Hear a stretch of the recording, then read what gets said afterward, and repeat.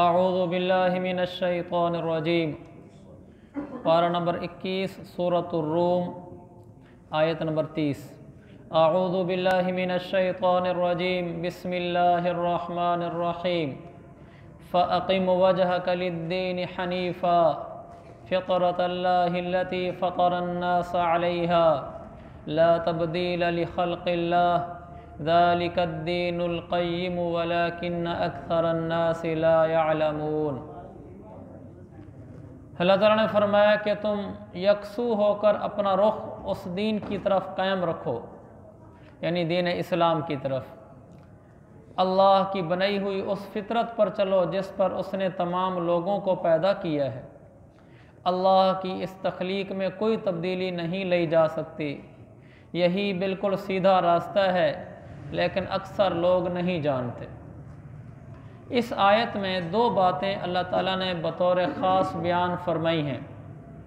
Number 1 فرمایا کہ اللہ کی بنائی ہوئی اس فطرت پر چلو جس پر اس نے تمام لوگوں کو پیدا کیا ہے۔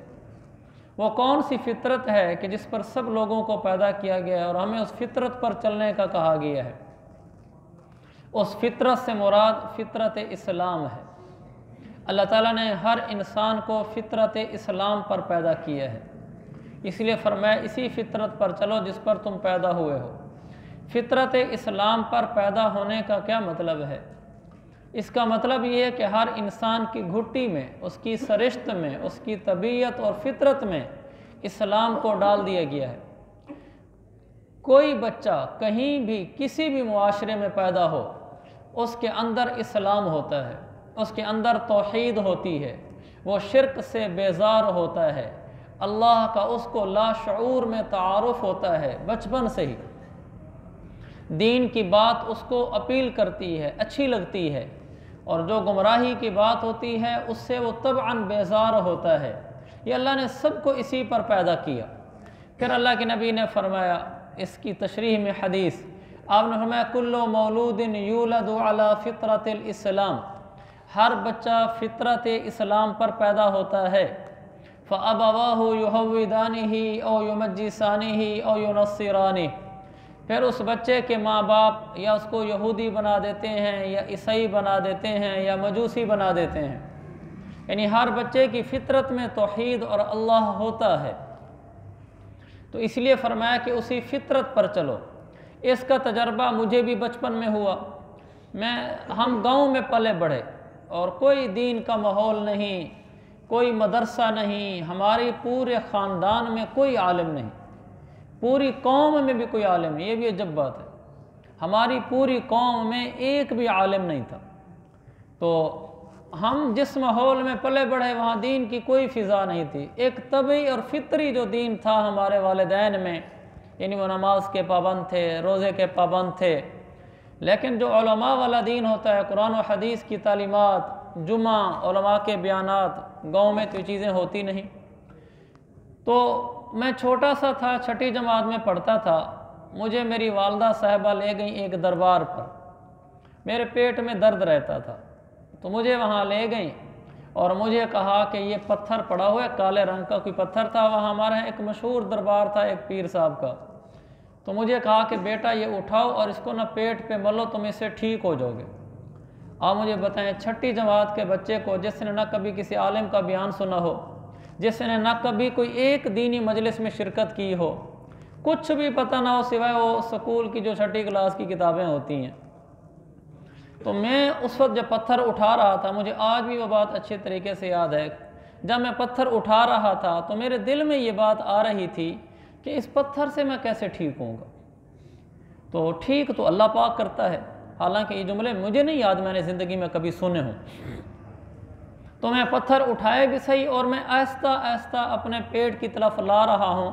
اس بات کی وجہ سے آہستہ لا رہا ہوں کہ مجھے تردد ہو رہا ہے کہ یہ میں کیا کروں، لیکن چونکہ لاشعور میں ماں کا ایک مقام ہے، ایک تقدس ہے، ایک عظمت ہے کہ مجھے میری والدہ ایک بات کا کہہ رہی ہے تو وہ مجھے کرنا چاہیے۔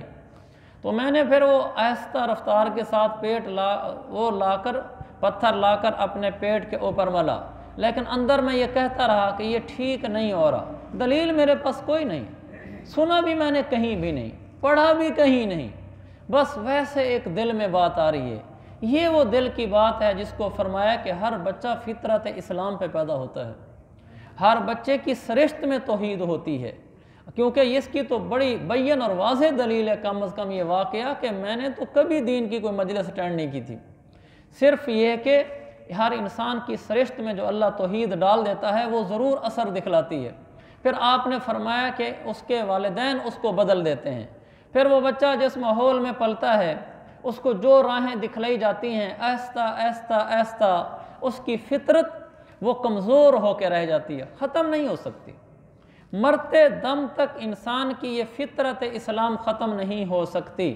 ہاں اس کا ماحول اس کو اتنا دبا کر کمزور کر دیتا ہے کہ اب وہ ایک ٹمٹماتا سا چراغ بن جاتا ہے جو والدین یا معاشرے کے ماحول کی آندھی کے سامنے اپنی روشنی نہیں دکھلا سکتا، ورنہ اسی بچے کو جو کسی یہودی عیسائی مجوسی کے ماحول میں پلا بڑھا اور بڑا ہو گیا اور یہودی عیسائی ہو گیا، اس کو کسی موقع پر اسلام کی کوئی تعلیم دکھلا دو، یعنی توحید کی سنت کی، اس کو فوراً وہ اپیل کر جائے گی کہ یہ بات ٹھیک ہے۔ اسی لیے آپ نے دیکھا ہوگا کہ تاریخ بھری پڑی ہے کہ عیسائی مسلمان ہوئے، یہودی مسلمان ہوئے، ان کے بڑے بڑے جو سکالر ہوتے ہیں، جو ان کے پادری ہوتے ہیں وہ مسلمان ہوئے، لیکن ایسا شاید نہ مل سکے کہ کوئی بڑے علماء اور یا مسلمان کافر ہوئے ہوں اور زیادہ تعداد میں ہوں۔ مسلمانوں کی تعداد کتنی زیادہ ہے، لیکن ان کے کفر میں جانے کی تعداد بالکل نہ ہونے کے برابر ہے، یعنی تناسب کے لحاظ سے، اور ادھر سے مسلمان ہونے کی تعداد بہت زیادہ ہے، اس لیے کہ جو مسلمان کفر کی طرف جاتا ہے وہ کسی دنیاوی غرض کی وجہ سے جا رہا ہوتا ہے، یا اس کو صحیح ماحول نہیں ملا ہوتا جس سے اس کی صحیح ذہن سازی ہو سکے۔ جو کافر مسلمان ہو کر آ رہا ہوتا ہے اس کو اسلام کے دلائل متاثر کر رہے ہوتے ہیں، وہ اس کی حقانیت کی وجہ سے آ رہا ہوتا ہے۔ اسلام فطرت کا مذہب ہے، جب کسی کو بتایا جاتا ہے وہ جلدی سے مسلمان ہو جاتا ہے، لیکن مسلمان کو کافر کرو بہت جوئے شیر لانے کے برابر ہے۔ ریڑھی والا ہوگا، غریب ہوگا، گھر میں فاقہ ہوگا، کچھ نہیں ہوگا، آپ اس کو کہیں میں آپ کو 1 کروڑ روپیہ دیتا ہوں آپ اسلام چھوڑ دیں، کبھی بھی تیار نہیں ہوگا۔ یہ کیا چیز ہے اس کے اندر کہ وہ کروڑوں روپے لے کر بھوکا مر رہا ہے، برداشت کر گیا ہے، لیکن اسلام نہیں چھوڑتا۔ وہ اس کو کہو اللہ کو برا کہو، اللہ کے نبی کو برا کہو، وہ گردن کٹانے پہ تیار ہو جائے گا، کہا یہ کبھی نہیں ہو سکتا۔ یہ اس کے اندر اتنی پختہ بات کہاں سے آئی ہے؟ ہر انسان فطرت اسلام پر پیدا ہوتا ہے، اسی پر وہ پلتا بڑھتا ہے، اس کا ماحول اس کے اس چراغ توحید کو، چراغ فطرت کو کمزور کر دیتا ہے، بجھاتا نہیں ہے اس چراغ کو۔ اگلی آیت میں یہی ہے کہ وہ چراغ بجھ نہیں سکتا جو اندر ہے انسان کا کہ میں طبعاً مسلمان ہوں۔ فرمایا اللہ کی تخلیق میں کوئی تبدیلی نہیں لائی جا سکتی، لا تبدیل لخلق اللہ، اللہ نے جو تخلیق کی ہے یعنی ہماری فطرت اسلامیہ بنائی ہے اس میں تبدیلی نہیں آ سکتی، یعنی یہ نہیں ہو سکتا کہ انسان کی فطرت کسی لمحے بھی زندگی میں تبدیل ہو جائے اور اس کو اسلام اچھا نہ لگے، یا اسلام کی حقانیت جو ہر انسان کے دل کے بیچ میں ہے وہ نکل جائے، یہ نہیں ہوتا۔ کمزور پڑ سکتی ہے باہر کے ماحول سے، وہ کافر بھی ہو سکتا ہے، لیکن اس کے اندر جو ایک دانہ ہے بنیادی فطرت ہے اس کی، یہ بالکل ختم ہو جائے یہ کبھی بھی نہیں ہوتا۔ اس لیے کہ یہ اللہ کی رحمت میں سے ایک رحمت ہے، کوئی انسان میں قبول اسلام کی فطرت کو مرتے دم تک باقی رکھتا ہے، اس کو کبھی بھی کوئی موقع مل گیا دلائل کو سننے کا، سمجھنے کا، تو وہ مسلمان ہو جاتا ہے۔ تو اسی لیے فرمایا کہ اسلام وہ واحد مذہب ہے جو اعتراضات سے پاک ہے اور حق اور سچ مذہب ہے۔ کتنی جماعتیں بیرون ملک جاتی ہیں اور وہاں کتنے لوگ مسلمان ہو جاتے ہیں، آخر یہ لوگ جو مسلمان ہوتے ہیں ان کے سامنے کوئی بات تو ہوتی ہے۔ میں نے پہلے عرض کیا تھا ہمارے ایک دوست ہیں وہ جاپان میں رہتے ہیں، کتنے غیر مسلم جو وہاں یونیورسٹیوں میں پڑھنے کے لیے آئے ہوئے ہیں، وہاں آپ کسی کو اسلام کی دعوت نہیں دے سکتے، ان کے یہاں قانون ہے کہ آپ کسی کو یہ نہیں کہہ سکتے تو مسلمان ہو جاؤ، لیکن جو خود ہو جائے اس کو بھی انکار نہیں ہے قانون کے لحاظ سے۔ تو ہمارے اس ساتھی نے بتایا کہ کتنے لوگ ایسے ہیں جو خود ہمارے پاس چل کر آتے ہیں، وہ دوسرے ملکوں سے وہاں یونیورسٹیوں میں پڑھنے کے لیے آئے ہوتے ہیں، وہ کہتے ہیں ہم نے اسلام کو اسٹڈی کیا ہے، ہمیں ٹھیک لگا ہے، آپ ہمیں کلمہ پڑھیں۔ وہ نوجوان ہے، میرا ہم عمر ہے، کئی لوگوں کو وہ مسلمان کر چکا ہے، صرف ان لوگوں کے مطمئن ہونے کی سے۔ وہاں یہ بھی پابندی نہیں ہے کہ کہ اگر کوئی خود آ کر آپ سے کوئی دلائل مانگتے ہیں تو آپ بات کر سکتے ہیں، آپ خود کسی کو مجبور نہیں کر سکتے، لیکن کوئی آپ کے پاس آتا ہے، کتنے لڑکے اس کے پاس ہے اور اس نے دلائل دی اور وہ مسلمان ہو گئے۔ اسلام انسان کی فطرت میں ہوتا ہے، تو اس کو فرمایا کہ یہ فطرت کبھی بھی ختم نہیں ہو سکتی۔ ایک مطلب اس آیت کا اور ہے، لا تبدیل لخلق اللہ، کہ انسان کی جو فطرت ہے اللہ نے فرمایا اس کو تم خود تبدیل نہ کرو۔ ایک مطلب اس آیت کا یہ ہے، خود تبدیل نہ کرو کا کیا مطلب ہے؟ یعنی اپنے اس چراغ کو جو اندر ہے ہدایت کا، اس کو تم خود نہ بجھانے کی کوشش کرو، خود نہ اس کو کمزور کرنے کی کوشش کرو، تم خود اپنی اس قوت کی، اس استعداد کی، اس صلاحیت کی حفاظت کرو۔ یعنی تم ایسے اسباب نہ اختیار کرو جس سے تمہارے اندر کی قوت اسلام قبول کرنے کی اور اسلام پہ چلنے کی یہ کمزور پڑ جائے، ایسے اسباب سے دور رہو۔ وہ اسباب بھی مفسرین نے لکھے ہیں، ان میں سے ایک بڑا سبب، بلکہ سب سے بڑا سبب، بلکہ بنیادی ترین سبب وہ صحبت ہے، کہ انسان جیسی صحبت اختیار کرتا ہے اس کے اندر کی دنیا ویسی بننا شروع ہو جاتی ہے۔ اچھے لوگوں کے ساتھ دوستی رکھیں گے، اٹھیں گے بیٹھیں گے، آنا جانا رکھیں گے، اچھی مجالس میں شرکت کریں گے تو آپ کے اندر خود اچھائی آنا شروع ہو جائے گی۔ اچھی مجالس سے دور رہیں گے، دوست ایسے ہوں گے کہ جن دوستوں سے انسان ہدایت سے دور ہوتا ہے تو انسان دور ہوتا چلا جاتا ہے۔ صحبت کا بہت زیادہ اثر ہے۔ حضرات صحابہ کرام کو صحابی کہا جاتا تھا، مولانا، علامہ، شیخ الحدیث، مفتی، ایسا کوئی ٹائٹل نہیں ہے، اس لیے کہ سارے ٹائٹل ان کے صحابی کے ٹائٹل سے کم ہیں۔ اور صحابی کا مطلب صحبت پانے والا، کہ ان کو اللہ کے نبی کی جو صحبت ملی ہے بس اس کے برابر کوئی چیز نہیں ہے۔ اس سے معلوم ہوا کہ صحبت کا بہت دخل ہے۔ قرآن مجید میں خود بھی کئی جگہ ہے، کونوا مع الصادقین، اچھے لوگوں کے ساتھ ہو جاؤ، سچے لوگوں کے ساتھ رہا کرو۔ اللہ تعالیٰ نے خود ہمیں اس کا حکم دیا ہے، وَاصْبِرْ نَفْسَكَ مَعَ الَّذِينَ يَدْعُونَ رَبَّهُمْ، اپنے آپ کو ان لوگوں کے ساتھ اٹھنا بیٹھنا اپنا رکھو جو اپنے رب کو پکارتے ہیں۔ اس کا ہمیں حکم دیا کہ اپنا اٹھنا بیٹھنا ان لوگوں کے ساتھ رکھو جو رب کو یاد رکھتے ہیں۔ اس کا میرے عزیز بھائیو غیر معمولی اثر ہے صحبت کا، لہذا میں اور آپ ہم سب اچھی مجالس کو اختیار کریں، علماء صلحاء سے تعلق رکھیں، ان کے پاس آنا جانا رکھیں، اس سے انسان کو فائدہ ہوتا ہے۔ اچھی مجالس میں، بیانات کی مجالس میں، دروس کی مجالس میں شرکت سے فائدہ ہوتا ہے۔ دوسری چیز جو مفسرین نے لکھی ہے سبب کے درجے میں، پہلی چیز اپنی صحبت کا خیال رکھو کہ صحبت اچھے لوگوں کی ہے یا برے لوگوں کی ہے۔ دوسرا فرمایا اپنے مطالعے پر نظر رکھو کہ کون سی کتابیں پڑھتے ہو، اس لیے کہ کتاب کا پڑھنا یہ بھی صحبت کا بدل ہے۔ آپ اگر کسی کی کتاب پڑھ رہے ہیں تو گویا آپ اس کے ساتھ رہتے ہیں، جو اس کی باتیں تھیں، جو اس کے نظریات تھے، جو اس کی سوچ تھی، وہ آپ میں خود بخود منتقل ہونا شروع ہو جائے گی۔ کتابیں پڑھ پڑھ کر لوگ بدل جاتے ہیں، اچھی کتابیں پڑھو اچھے ہو جاتے ہیں، بری کتابیں پڑھو برے ہو جاتے ہیں۔ کتاب اپنی ایک تاثیر چھوڑتی ہے، کتاب میں صحیح لکھا ہوگا آپ صحیح ہو جائیں گے، کتاب میں غلط لکھا ہوگا آپ غلط ہو جائیں گے۔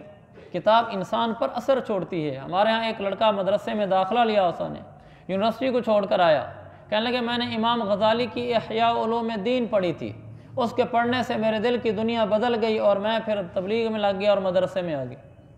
میرے خود بڑے بھائی، ان کی داڑھی نہیں تھی، ان کو ایک دفعہ میں نے کہہ دیا یہ تقی عثمانی صاحب کے ترجمے کے بارے میں نے کہا آپ اس کو موقع ملے تو مطالعہ کر لیا کریں، تو وہ ان کا مطالعہ کرنا شروع ہو گئے اسی آسان ترجمہ قرآن کا۔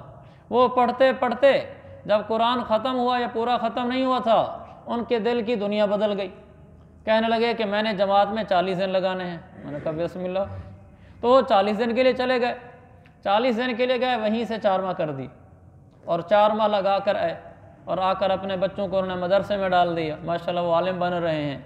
صرف اس کا پڑھنے سے اتنا اثر ہے کتاب کا، خود بھی ان کی زندگی بدل گئی، گھر کی زندگی بھی ان کی بدل گئی۔ کتاب بہت بڑی تاثیر رکھتی ہے کہ آپ کس کی کتاب پڑھ رہے ہیں، کون اس کا لکھنے والا ہے، کتاب کا مضمون کیا ہے، کتاب کا مصنف کیسا ہے، حتیٰ کہ کتاب والے کے جذبات منتقل ہوتے ہیں۔ تو اس لیے ہمیں یہ خیال رکھنا چاہیے کہ ہم کون سی کتابیں پڑھتے ہیں، کون سی کتابیں ہمارے زیر مطالعہ رہتی ہیں۔ حضور پاک صلی اللہ علیہ وسلم کے سامنے تذکرہ ہوا اس بات کا کہ کچھ لوگ حضور صلی اللہ علیہ وسلم کے زمانے میں قرآن کے بجائے تورات یا انجیل کو پڑھتے ہیں۔ اللہ کے نبی کا چہرہ انور بدل گیا کہ اس کو کیوں پڑھتے ہیں، حالانکہ صحابہ سے امید نہیں تھی کہ وہ اس کو پڑھ کر قرآن کے خلاف ہو جائیں گے، لیکن آنے والی نسلوں کو سمجھانے کے لیے کہ اگر تم ناحق کتابیں پڑھو گے تو تم بدل جاؤ گے، اس لیے انسان جیسی کتابیں پڑھتا ہے ویسا ہو جاتا ہے، جن علماء کے بیانات سنتا ہے اس کا اثر ہوتا ہے، جس مجلس میں صحبت میں آتا جاتا ہے یقیناً اس کا اثر ہوتا ہے۔ تو ایک تو ہمیں یہ دیکھنا چاہیے کہ میں کیسی کتابیں پڑھ رہا ہوں، اور دوسرا صلحاء کی صحبت اختیار کرنی چاہیے، اس کا انسان کی زندگی پر غیر معمولی اثر ہوتا ہے۔ آگے فرمایا جتنے اکابرین امت میرے علم میں ہیں، مجھے کوئی ایک بزرگ، ایک عالم، ایک شیخ، ایک مفسر بھی ایسا نظر نہیں آتا جو کسی نیک صالح عالم کی صحبت میں نہ رہا ہو، ایک بھی۔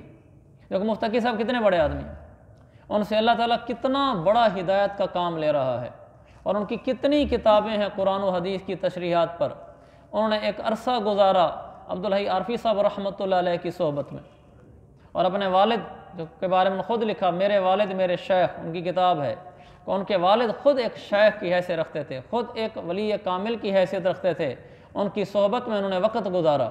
جتنے حضرات گزرے ہیں سب حاجی الوہاب صاحب رحمۃ اللہ علیہ، عبدالقادر رائے پوری رحمۃ اللہ علیہ کی صحبت میں رہے، جتنے حضرات ہیں وہ سب کے سب کسی کی صحبت میں رہے، یعنی کسی بڑے کے ماتحت رہے، ان کی زندگی دیکھی، ان کو اٹھنا بیٹھنا اعمال دیکھے اور ان کی باتوں پر عمل کیا، تو اس سے انسان میں تبدیلی آ جاتی ہے۔ تو اس لیے میں اور آپ ہم اس کی کوشش کریں کہ یہ دیکھیں کہ ہمارا اٹھنا بیٹھنا آنا جانا کن لوگوں کے ساتھ ہے، وہ انسان پر اثر انداز ہوتا ہے۔ تو یہ دو بنیادی اسباب ہیں، نمبر ایک انسان کی مجلس کن کے ساتھ ہوتی ہے زیادہ، نمبر دو وہ کس قسم کی اور کن لوگوں کی کتابیں پڑھتا ہے، اس کا اثر ہوتا ہے، اس کا ہم احتیاط کریں۔ آگے فرمایا یہی سیدھا راستہ ہے، اسی پر چلو، لیکن اکثر لوگ نہیں جانتے۔ پھر فرمایا منیبین الیہ واتقوہ واقیموا الصلاۃ ولا تکونوا من المشرکین۔ فطرت کی پیروی اس طرح کرو کہ تم نے اسی اللہ سے لو لگا رکھی ہو اور اس سے ڈرتے رہو، نماز قائم کرو اور ان لوگوں کے ساتھ شامل نہ ہو جو شرک کا ارتکاب کرتے ہیں۔ پھر کہا کہ اللہ سے لو لگا کے رکھو اور ان لوگوں کے ساتھ نہ ملو جو شرک کا ارتکاب کرتے ہیں۔ یہاں پھر ہمیں بری صحبت سے روکا گیا کہ شرک کرنے والوں کے ساتھ بھی نہ رہو اور ان کے اندر شامل بھی نہ ہو، اس لیے کہ اس کا اثر پڑتا ہے۔ آگے فرمایا وہ کون لوگ ہیں؟ من الذین فرقوا دینہم وکانوا شیعا کل حزب بما لدیہم فرحون۔ شرک کرنے والوں کے بارے میں فرمایا یہ وہ ہیں جنہوں نے اپنے دین کو ٹکڑے ٹکڑے کر لیا اور مختلف فرقوں میں بٹ گئے، ہر گروہ اپنے اپنے طریقے پر مگن ہے۔ ان مشرکین مکہ نے جب دین حق کی بات کو قبول نہ کیا تو انہوں نے دین کے ٹکڑے کر لیے، فرقے بنا دیے۔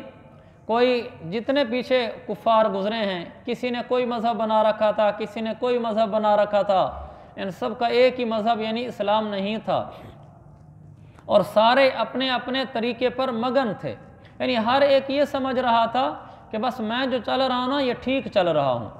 تو اللہ تعالیٰ اس سے عافیت فرمایا کہ انسان گمراہ ہو کر بھی یہ سمجھے کہ میں حق پر چل رہا ہوں۔ اللہ تعالیٰ ہم سب کو ہدایت کی توفیق دے۔ آگے فرمایا اس کے ضمن میں فرقہ واریت کی بھی نفی ہو گئی۔ اللہ کو یہ بات ناپسند ہے کہ مسلمانوں میں فرقے بنے۔ میرے عزیز بھائیو، اس سے تو ہماری خصوصی دعوت ہے کہ فرقہ واریت کی فضا کو دفن کر دینا چاہیے۔ ہم کوئی ایسی بات نہ کہیں جس سے کسی فرقے کے خلاف جاتی ہو اور ہم ابھاریں کسی کو، بھڑکائیں، اور نہ ہی ایسی مجالس میں شرکت کریں جہاں فرقہ واریت کے خلاف باقاعدہ بیانات ہوتے ہوں، اور نہ ہی ان لوگوں کے کلپ سنیں۔